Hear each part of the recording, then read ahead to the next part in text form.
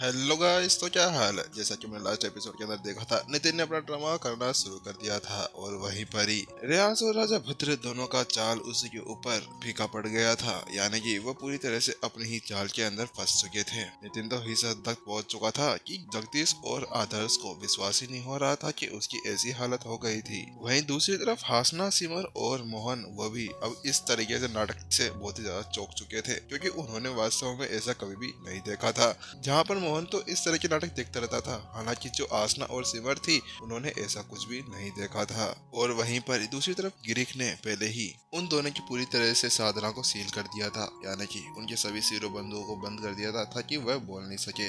और वहीं एपिसोड खत्म हो गया था। चलिए शुरू करते हैं आज के हमारे नेक्स्ट एपिसोड को। वहीं अब आदर्श अपने गुस्से को संभालता है और उसके बाद में वह पवेलियन मास्टर रियान से कहता है, ठीक है, अब तुम मुझे जो अपने बारे में सफाई देना चाहते हो तुम उसके बारे में कह सकते हो। उसके बाद में होल मास्टर जगदीश अपना हाथ उठाते हैं और गिरिक को इशारा करते हैं। वहीं गिरिक अब सीधे पवेलियन मास्टर रियांस के साधना को अनसील कर देता है ताकि वो वहाँ पर बोल सके।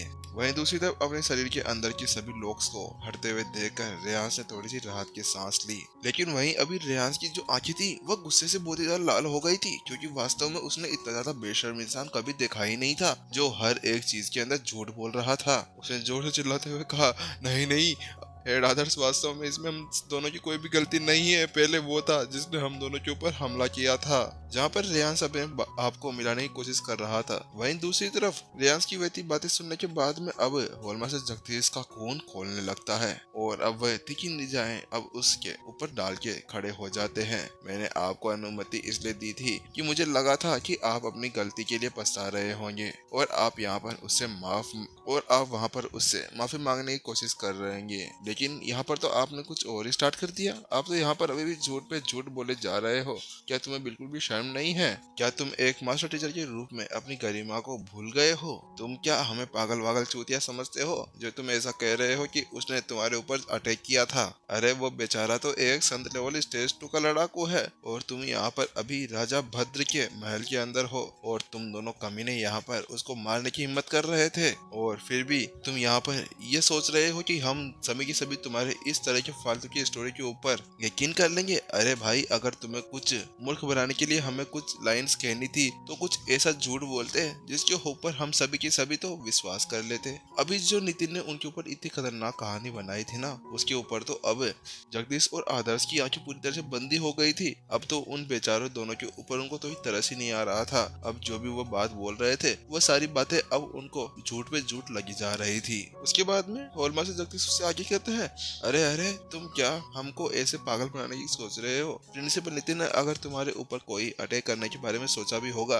या फिर इस बारे के अंदर कोई मनसा भी होगी तो उसके बाद में तुम्हें लगता है कि वो तुम्हारा किसी तरह से मैच होगा या तुम्हारा कोई चैलेंजर बन सकता है? आखिरकार वो बेचारा सुगड़ा सा व्यक्ति तुम्हें किस तरह से हरा सकता है? वहीं जगदीश तो अभी उन दोनों को डांटते डांटते नितिन की बेइज्जती करे जा रहे थे। वहीं दूसरी तरफ नितिन अपने मन ही मन में सोच रहा था, अरे भाई, ये तो मेरी ही बेइज्जती करने लगे। अरे मैंने इनका क्या बिगाड़ा था? इनको मेरी बीट बोलनी थी और ये बस मेरी बेइज्जती करे जा रहे हैं। नितिन के मन के अंदर ऐसे ही ख्याल चल रहे थे। वहीं दूसरी तरफ हासना और सिमर भी अभी उन बातों को सुनने के बाद में हंसने लगे थे, लेकिन वो भी बहुत ज्यादा चौंके हुए थे। वहीं दूसरी तरफ जगदीश की वैसी बातें सुनने के बाद में अब दोनों का रोने का मन हो चुका था। अब दोनों ने रोते हुए कहा, लेकिन हमें देखिए, हम वास्तव में उसके ऊपर कोई अटैक नहीं कर रहे थे। वही था जो हमें इस तरह से इतनी खतरनाक हालत के अंदर डाल के चला गया था। इस समय पवेलियन मास्टर रियांस के दिल के अंदर बहुत ज्यादा घुटन महसूस हो रही थी, लेकिन अब पवेलियन मास्टर रियांस जान चुके थे कि वो यहाँ पर अपने आप को कितनी ज्यादा समझाने की कोशिश क्यों ना कर ले। लेकिन अब जो उनका दाव था उनके ऊपर पूरी तरह से पलट चुका था, क्योंकि पहले ही राजा भद्र को इन दोनों ने देख लिया था ये किस तरह से राजा भद्र नितिन को मारने की कोशिश कर रहा था। और इसीलिए अगर अब वो इस बात को और भी ज्यादा आगे बढ़ाने की कोशिश करते हैं तो उसके बाद में केवल आदर्श और जगदीश का वो गुस्सा बढ़ाने का ही काम करेंगे। और अगर अब उनके गुस्से को आगे नहीं बढ़ाना था तो उनके पास में केवल एक ही चारा था कि वह जो टॉपिक के ऊपर अभी तक ऐसे ही फालतू की बकवास करे जा रहे थे अब वह उसको बदल दिए, यानी कि उस पूरे विषय को ही बदल देना चाहिए था। उसके बाद में रियांस ने फिर से एक और चाल चलने की कोशिश की और वह अपनी सफाई देना चाहता था, इसलिए एक और इशारा करते हुए कहता है, वहाँ देखिए, वो व्यक्ति जो वहाँ पर खड़ा हुआ है वो हर्षित है। वैसे तो रियांस को बहुत ज्यादा गुस्सा अभी आ रहा था। हालांकि उसने अपने गुस्से को पूरी तरह से दबा लिया था, क्योंकि उसके गुस्से का अभी यहाँ पर कोई भी काम नहीं आने वाला था। रियाज ने उनसे आगे कहा, वह होंगन मास्टर टीचर, वह होंगन साम्राज्य के अंदर स्थित जहर हॉल के अंदर एक उपाध्यक्ष है। हाल ही के अंदर जो नितिन का बटलर है वह जहर हॉल के अंदर गया था, और उन्होंने मुझे ये भी बताया कि जो मोहन है वो एक बहुत ही ज्यादा खतरनाक जहर मास्टर है, और उस मोहन ने वहाँ पर जहर मास्टर्स के जो संस्थापक होते हैं उनको भी साथ में ले जाकर वहाँ पर छोड़ने का काम किया था। और उसके बाद में जो रोसा सिटी है उसकी सुरक्षा को देखते हुए राजा भद्र ने एक कदम आगे बढ़ाया और उसने नितिन को पकड़ने के अलावा मोहन से भी पूछताछ की थी। लेकिन वहाँ पर राजा भद्र ने मोहन को बहुत ही तरह से प्रताड़ित कर दिया था। इसी वजह से जो यहाँ पर बात चलने वाली थी वह इस तरह की लड़ाई के ऊपर पहुंच चुकी थी। वहीं उस रियाज की ऐसी बात सुनने के बाद में सभी चौंक जाते हैं। क्या जहरोल का एक प्रमुख, आखिरकार जहरोल का प्रमुख यहाँ पर क्या कर रहा था? इतना कहने के बाद में वह सभी अब हर्षित की तरफ पलट जाते हैं, और अब उन सभी कॉम्बैट मास्टर्स और मास्टर टीचर्स की आंखें उस हर्षित के ऊपर ही टिकी हुई थी।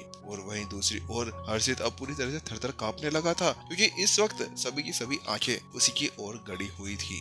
ऐसा लग रहा था जैसे कि वह एक मुर्गा हो और सभी की सभी दावत उड़ाने के लिए उसी का इंतजार कर रहे हो। हेड आदर्श ने हर्षित से पूछा, क्या आप जहर हॉल से हैं? आदर्श अभी एक मास्टर टीचर था, इसी वजह से उन्होंने पॉइजन हॉल के लिए थोड़ी सी सद्भावनाएं दिखाई थी। आदर्श की बात सुनने के बाद में हर्षित ने अपना सिर हिला दिया। वो बहुत ही ज्यादा सहमा हुआ था। उसी के साथ में उसने अपनी कलाई घुमाई और अपने स्टोरी के अंदर से अपना वह सील बाहर निकाल लिया। उस टोकन के ऊपर उसकी पहचान लिखी हुई थी कि वह एक जहर मास्टर था, और जहर हॉल के अंदर उसकी एक अलग ही प्रतिष्ठा थी। वहीं एक नजर उस टोकन के ऊपर डालने के बाद में हेड आदर्श ने पुष्टि कर ली थी, लेकिन उसी के साथ में उसकी आंखें सिकुड़ गई थी। उसने पूछा, क्या तुम यहाँ पर मोहन की यहाँ पर शिकायत करने के लिए आए थे? वह जहर, वैसे तो हेड आदर्श मोहन के साथ में कभी भी मिला जुला नहीं था और उससे ज्यादा परिचित भी नहीं था, लेकिन वह यह जानता था कि वह प्रिंसिपल नितिन का एक बटलर था। इसी वजह से उसको पूरा यकीन था कि एक मालिक जो इतना ज्यादा शक्तिशाली हो, उसका बटलर इस तरह का काम तो बिल्कुल नहीं कर सकता था। लेकिन फिर भी उसको निश्चित रूप से उन सारी बातों को पूरी तरह से स्पष्ट करने के लिए उन सभी चीजों को पूछना जरूरी था। वहीं हेड आदर्श की उस सवाल को सुनने के बाद में जो हर्षित था उसके चेहरे का रंग पूरी तरह से उड़ चुका था, और वह थोड़ी देर के लिए हिचकिचाने लगता है और अपने इस गर्दन को नीचे कर लेता है। बंग, और उसी के साथ में वह अपने घुटनों के बल नीचे जमीन के ऊपर बैठ जाता है। उसने फिर अपना सर ऊपर उठाया। अभी उसकी आंखों के अंदर आंसू थे और पूरी तरह से लाल हो चुकी थी। आदर्श, मैं आपसे विनती करता हूँ कि आप मेरी मदद करें। मेरे जहर हॉल को आप ही हैं जो न्याय दिला सकते हैं। वहीं दूसरी तरफ हर्षित को इस तरह से जमीन के ऊपर गिरते हुए देख और उसकी आंखों के अंदर इतने ज्यादा आंसू देखकर हेड आदर्श को भी थोड़ा बुरा लगने लगा था। उसने पूछा, क्या हुआ दोस्त? तुम हमें बता सकते हो? हम तुम्हारी मदद करने की जरूर कोशिश करेंगे।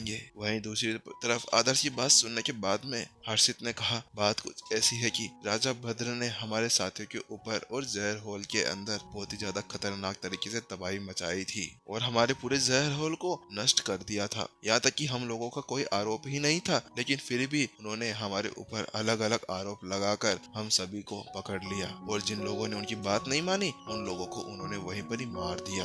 अभी उन्होंने मेरे सभी साथियों को अभी अंडरग्राउंड जेल के अंदर बंद कर रखा हुआ है, और वह उन सभी से कह रहे हैं कि अगर वह उसकी बात नहीं मानते हैं तो वह उन सभी को मार डालेगा। और इसी वजह से मैं यहाँ पर इस तरह से कदम उठाने की आवश्यकता हो गई थी, क्योंकि मैं अपने दोस्तों को कभी भी नहीं मरने दे सकता था, और इसी वजह से उनके ब्लैकमेल के पीछे मैं यहाँ पर नितिन को अब एक दोषी करार करने के लिए यहाँ पर आ गया था।